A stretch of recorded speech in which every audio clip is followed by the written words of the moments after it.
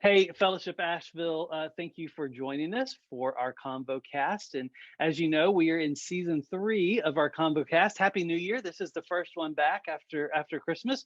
We're in season 3, though. We are introducing you to people, to missions, to missionaries, to organizations that we partner with.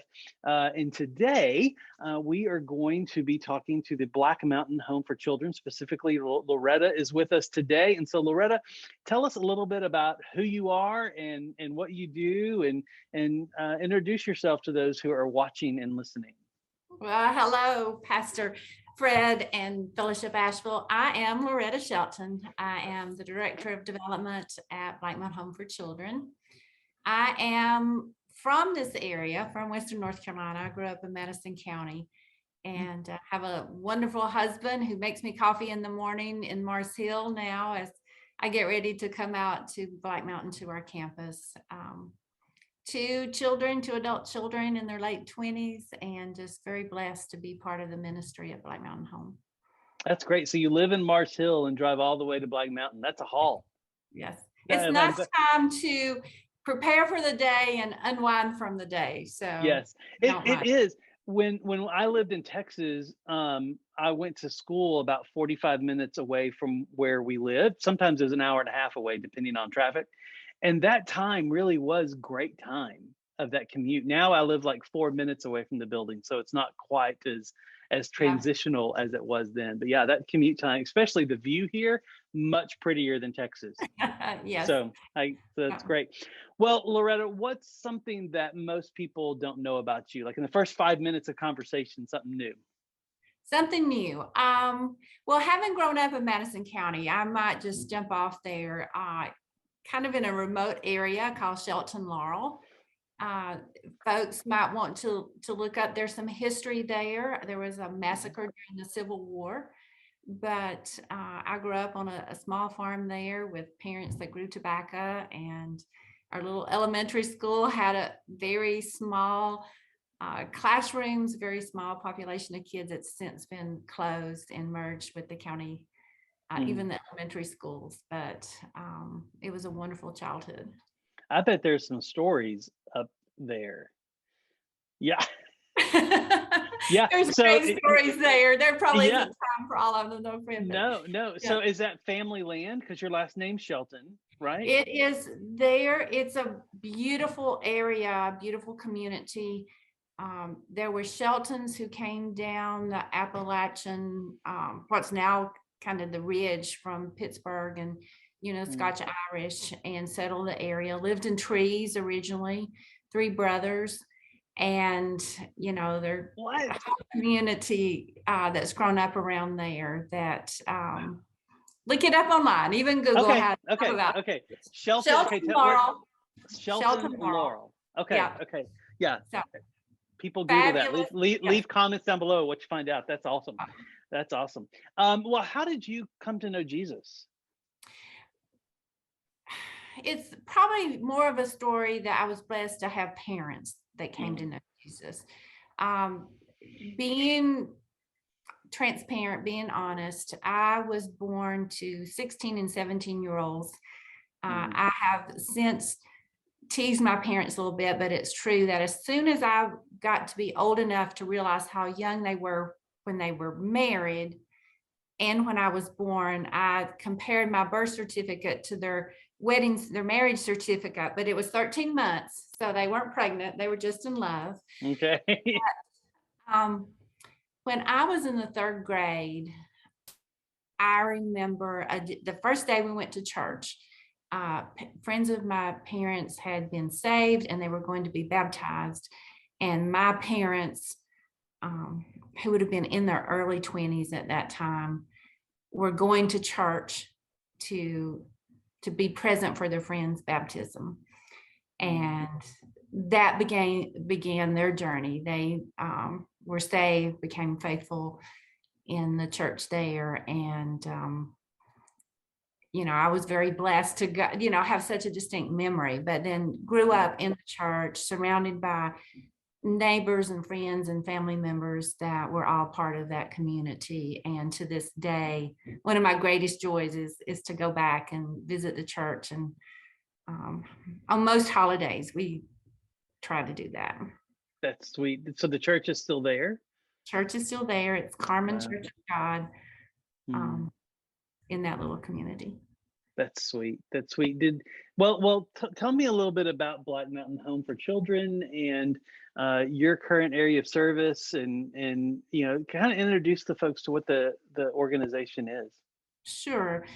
Black Mountain Home for Children actually began in 1904. It's been around over 100 years.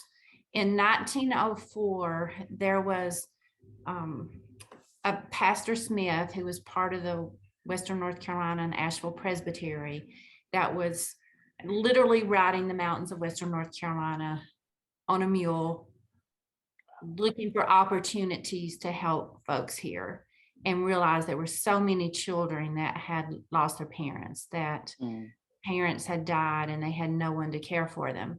So they started an orphanage in 1904 that was located actually in Haywood County. Okay. And a small cabin, I think 6 kids started out. There was a local school teacher who agreed to be the house mother, and soon outgrew the capacity. The need outgrew the capacity there. So it was moved for a brief period of time to Henderson County on a farm, a small farm there, where they could have more property, more room to help support the kids. Soon outgrew that property. There were so many children in need. And there were some folks donating this property in 1923 in Black Mountain. And so the ministry has been located in this location now for almost 100 years. Wow. I'm curious, do y'all keep up with what do you call people that grew up there? We go back and forth. We do call them alumni sometimes. Okay. Former residents is a little bit, it's used occasionally, but kind of feel uncomfortable there because we do consider all those kids who are now adults as part of our family. Yeah. And, many of them come back. We've got a wonderful couple that live in Leicester that probably in their 70s now, that met here, both as children, got married. She was a teacher. He worked for the fire department, and they bring their grandkids out. They still visit, so they're part of the ministry. But it has been hundreds of kids that have grown up here. Wow, that's incredible. How did you get involved with the organization? 2 years ago, my friend Sarah Thomas worked here then, and I was actually going to come out and volunteer. It's a wonderful organization. It was a small staff, so I was going to come out and help with some of the year-end fundraising tasks, some of the relationship things. And when I arrived, she had made arrangements in advance for us to meet with the president, Tom Campbell, and talk about the possibility of joining the team. And it was just, I've said before that I feel like God just kind of picked me up and said, hey, I want you over here. Did you have any experience in working with children or children's homes or fundraising? My experience is in fundraising. Okay. I graduated from high school and went on to live in the Southeast mostly, but not in this area until 1997. I came back and I worked at Marshall College in the fundraising and conferences office there for 15 years. I worked for NC State in the western part of the state doing relationship management for the donors. And then most recently, before coming here, I worked for a hospice organization. I was their founding director of their foundation. So that's so what made you say yes to coming on staff there? There's a couple things. One of the blessings of working with organizations that have lots of Christians there, most of my career, I've been blessed to be in wonderful organizations with wonderful people, but an opportunity to serve in a ministry that is so committed to the main mission is to glorify God by caring for children, and to work for an organization where we pray at staff meetings, where we fellowship, have Christian fellowship with one another. And, it's just a blessing. Yeah. Not to mention then to be part of helping children in Western North Carolina. Having been from here, having seen the hardships over the years that many of our families are experiencing, and then now with a lot of opioids and other stresses that are on families, the need it's just unfathomable almost. Yeah. And I would imagine in the ministry that you're all are in, you do get to see the depth of the need that families and children experience right now. And I would imagine, in some ways that has been exponentially increased through the pandemic. Yeah, we got some information. We could tell our referrals. We kind of keep up with our referrals per month and how many. Most of the children come to us have been removed from their home by their county court system. Okay. Social services is involved. It's been determined that it's unhealthy or unsafe for them to remain with their families of origin, their biological families. So we're contacted, and right now, for the last several months, we've been probably at 3 times our regular number of referrals. Wow. And what's interesting to me about that is I'm not sure exactly, the American Pediatric Medical Association, whatever, their conference, their last in the fall, their statistics are that abuse in school-aged children has tripled during the pandemic. So, it's not just in Western North Carolina, it's kind of everywhere. Yeah, I was listening to a counselor give a talk. This was probably about a year ago, a little over a year ago. And she was talking about trauma. And she gave a great definition for trauma. And she said, trauma is anything that we don't have someone to nurture us through. Oh, wow. Which I thought, she said that's why failing a 3rd grade test could be traumatic for a kid if their parents are high achievers and have never failed, and and they don't know how to nurture their child through that. And she said the problem is we're living in a time that nobody has lived through a pandemic before, and so we're all going through this experience with no one to nurture us through it, at least not through the voice of experience. Right. Yeah. And many factors that create more barriers between people. That's right. Or have been amped up. And so everybody is doing this. But to hear that, y'all are experiencing 3 times the amount of referrals. Wow. Yeah. That's a lot. So how do y'all, as an organization that takes care of kids, I love that mission statement, to glorify God by caring through caring for kids. It's a very simple, but very complex mission statement, I would imagine. How do y'all, you get 3 times the amount of referrals, y'all still have a fenced in property, like you've only got so far that you can grow. How do you handle that? Well, thankfully we do have 90 acres. So we have a bit of space. We also have a satellite campus in Transylvania County where we serve children. We focus a lot on large sibling groups at that location. But a few years ago, our board made a conscious decision to follow 2 primary goals.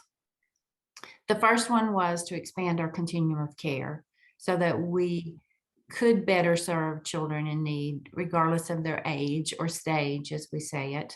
Okay. So so continuum care basically means up until that point, y'all were only doing certain age groups. Yes, it was primarily school-aged children at that point. Okay. And so now we can serve children from newborns. Not too long after I arrived, within 2 weeks, we received 3 newborns from the hospital that had been born with addictions and those kind of things, and weren't able to go home with their parents.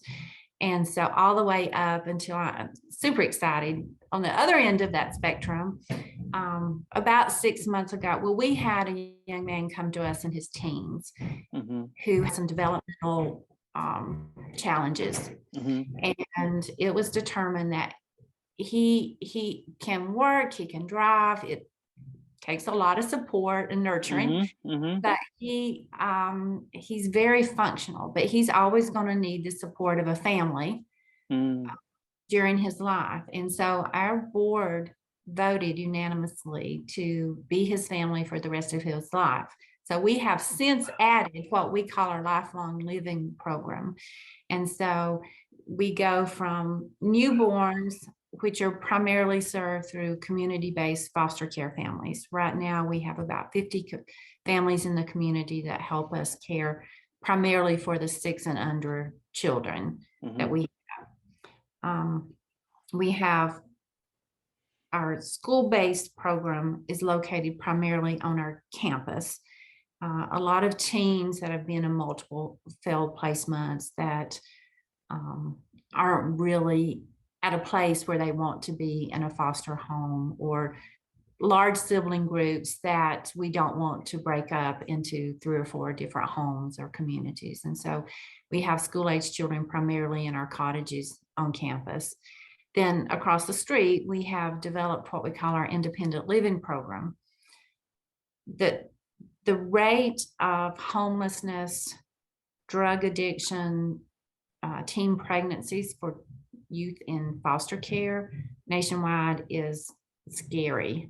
But, we share with folks, if you were in the 10th grade or the 11th grade and thinking that when you turn 18 or you graduate from high school, you're going to be on your own, you're going to lose your place to live, you're going to lose your support, you're going to be out there. There's no way you could focus on, history and math and science and worry about being homeless like that. So we assure our kids that after they graduate from high school or get a GED, some of them do that, that they can live, we'll be their family. We have apartments and they live in dorm style apartments, and they can go to college, they can go to vocational school. We have an on-campus apprenticeship program. It's just something that we really are committed to, not only helping them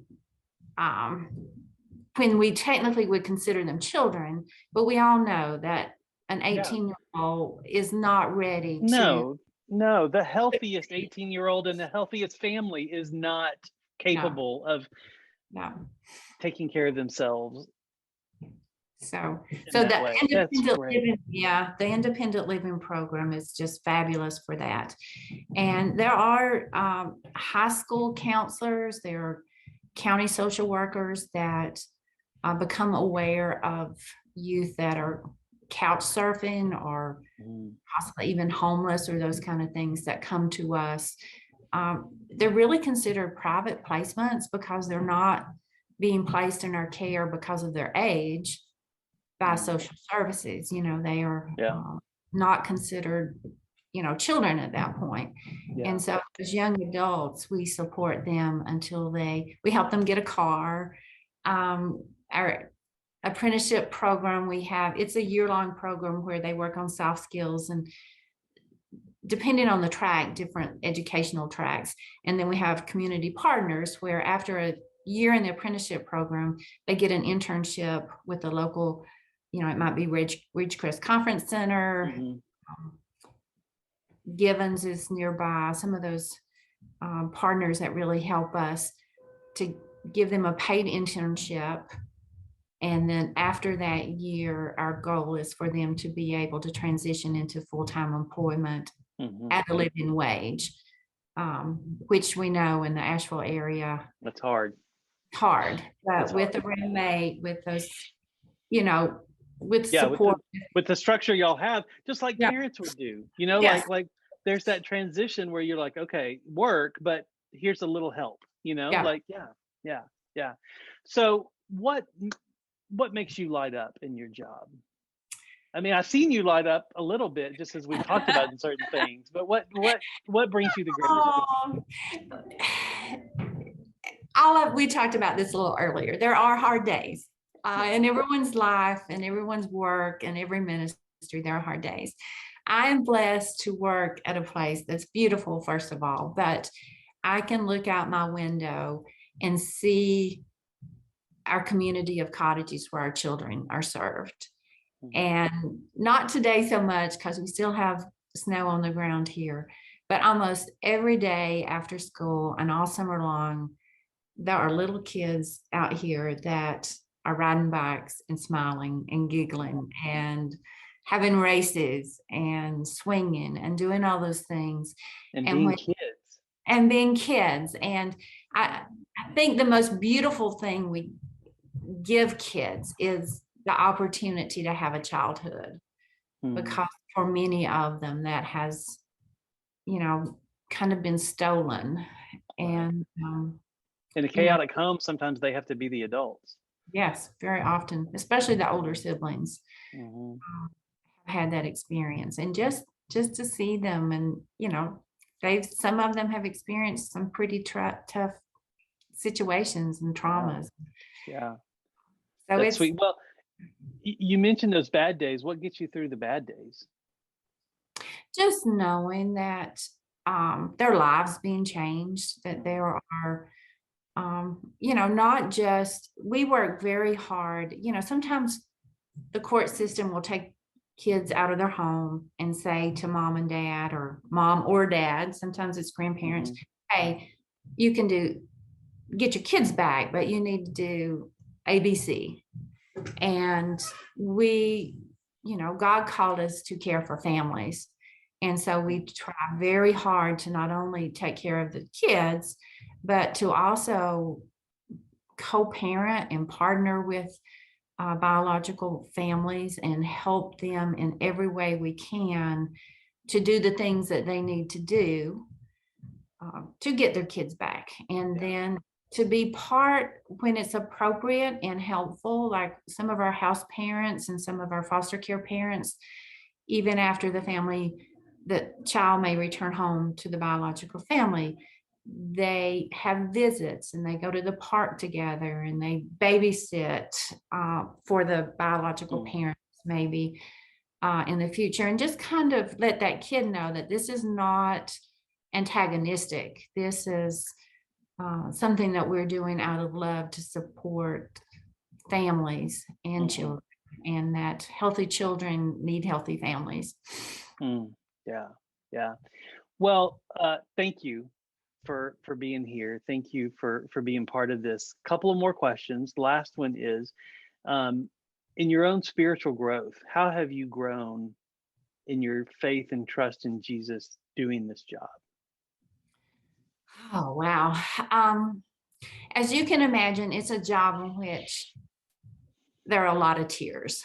It's just sometimes so sad to know the stories of our children. But I think the growth really comes in that God's love is unconditional. And that while for so many of us, none of us had perfect parents, none of us had perfect families, that God's ability to come in and not only let us know we're loved, but that we are worthy of love from Him and from one another, and forgiveness, and that's a ever-present, unchanging promise that He's made to us, that we can get up every morning afresh, renewed in His Spirit, and go forward doing the best we can. That's great. As you look ahead, what do you hope for Black Mountain Home for Children? Well, the second goal that we committed to is to work with our volunteers, with donors, with community partners to become less dependent on government funding. There's some major changes at the federal and state level that are reducing funding for these programs. But God called us, centuries ago to care for orphans and widows. And there wasn't part B of the verse that said, if the government pays you to. That's right. So, one of my greatest blessings from working here, being that I'm involved with building relationships with our donors a lot, is how many people, when I say, how did you hear about us? What led you to support the ministry? Why us? Time and time again, people say, we prayed about it. God just led us here. We were our hearts we felt like this was the right place to give our money. And so over time, our goal is to make sure that we can do what Christ has called us to do, whether or not there's any funding from the government, not only for the programs, but particularly for a Christian organization to do what we do. Yeah, one of my mentors early on in church planting said, you will never have the people or the money to do what God has asked you to do. Do it anyway. But anyway. And what happens is, for us, we've taken that step of faith, and God has brought the people and the money. Yep. Like that's, and that was kind of what he was saying, was like, just keep going, because God will provide. God will provide. One of our favorite ministry partners, I was talking to her one day, and she said, it's a wonderful story. I called to ask her for a specific thing, and she said, Loretta, you won't believe this. I have a check made out to you, to Black Mountain Home for Children, on my desk with the amount not filled in. She said, isn't God funny? And then she stopped and she said, no, isn't God fun? Oh, that's great. Yeah. It is great. Isn't He God is fun. Jesus is very fun. Yes. Yes. Well, if people do want to get in contact with you, or if they want to get connected to the ministry and serve or give, how would be the best way for them to do that? Well, my name's Loretta. You can look up blackmountainhome.org on the internet. That's real easy. Our email, simple email for everyone, is just info@blackmountainhome.org. Will come straight to me. Call and ask for me. I'll be happy.